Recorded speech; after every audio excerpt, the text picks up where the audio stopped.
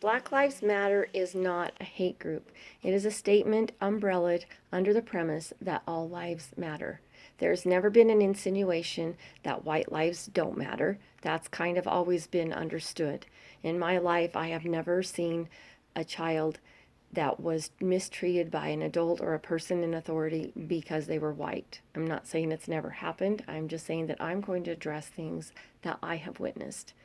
I have grown up in Idaho and spent a lot of my adult life in Utah, so kind of a narrow perspective, even though I have traveled and met other people and lived in the South for a little while. But I'm not going to address crime rates. I'm not going to address gang related crimes. I'm not going to address statistics. I'm going to just talk about things that I have seen and witnessed and heard about. I had a friend that moved to Utah years ago in the 70s and remembers distinctly going to a motel, and his dad went in after driving all day long, and it was late at night, and there weren't a lot of cars in the parking lot. It was obvious that there was plenty of room at this motel, but they were turned away, and this little black family in their station wagon couldn't stay at the motel.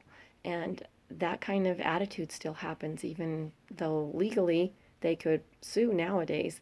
But the attitude's still there, and that's what scares me. That's what I think is sad, and that's what I think we need to fix. I am a teacher. I've been to school for many, many years, and I've taught school for many, many years. And the number one prejudice that I have witnessed is white people against black people and Mexicans. When Trump became president, we actually had students who were telling Hispanic students that they were going to get deported. They didn't know whether they were legal or even if they were Mexican, south of the border.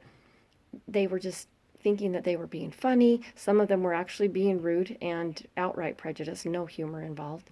But the saddest part about that isn't that these children were afraid they might be deported, or even if they knew what that meant. The saddest part to me was that a child said that a white child felt justified in telling somebody else that they were less, that they were not worthy, that they thought it was funny, that white supremacist attitude in a teenager, in a child, was sad. That's something that we can change. I have heard comments throughout my life. I'd heard snide remarks. I'm not talking about crime.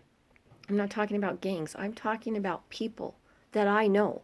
My church, my school, my neighborhood, in the store, in passing, things that have been said that are just filled with prejudice. And do we even recognize it?